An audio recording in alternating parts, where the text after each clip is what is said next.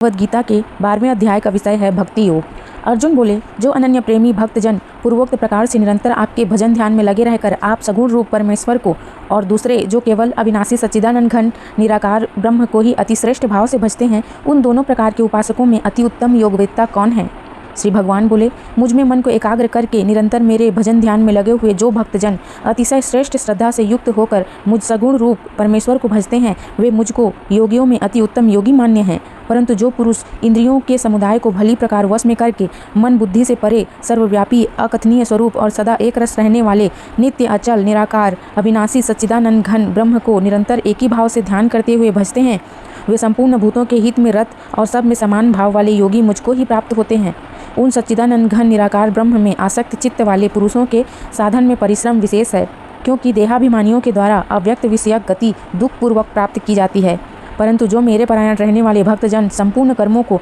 मुझ में अर्पण करके मुझ सगुण रूप परमेश्वर को ही अनन्य भक्ति योग से निरंतर चिंतन करते हुए भजते हैं, हे अर्जुन, उन मुझ में चित्त लगाने वाले प्रेमी भक्तों को मैं शीघ्र ही मृत्यु रूप संसार समुद्र से उद्धार करने वाला होता हूँ।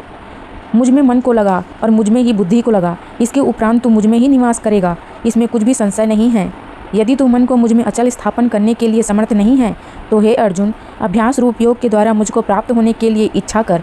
यदि तू उपयुक्त अभ्यास में भी समर्थ नहीं है, तो केवल मेरे लिए कर्म करने के ही परायण हो जा। इस प्रकार मेरे निमित्त कर्मों को करता हुआ भी मेरी प्राप्ति रूप सिद्धि को ही प्राप्त होगा। यदि मेरी प्राप्ति रूप योग के आश्रित होकर उपयुक्त साधन को करने में भी तो असमर्थ है, तो मन बुद्धि आदि पर विजय प्राप्त करने वाला होकर सब कर्मों के फल का त्याग कर।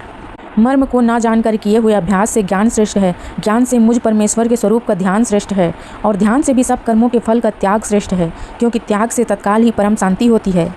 जो पुरुष सब भूतों में द्वेष भाव से रहित, स्वार्थ रहित, सबका प्रेमी और हेतु रहित दयालु है, तथा ममता से रहित, अहंकार से रहित, सुख दुखों की प्राप्ति में सम और क्षमावान है, अर्थात अपराध करने वाले को भी अभय देने वाला है, तथा जो योगी निरंतर संतुष्ट है, मन इंद्रियों सहित शरीर को वश में किए हुए है और मुझ में दृढ़ निश्चय वाला है, वह मुझ में अर्पण किए हुए मन बुद्धि वाला मेरा भक्त मुझको प्रिय है। जिससे कोई भी जीव उद्वेग को प्राप्त नहीं होता और जो स्वयं भी किसी जीव से उद्वेग को प्राप्त नहीं होता, तथा जो हर्ष अमर्ष अर्थात दूसरे की उन्नति को देखकर संताप होने का नाम अमर्ष है,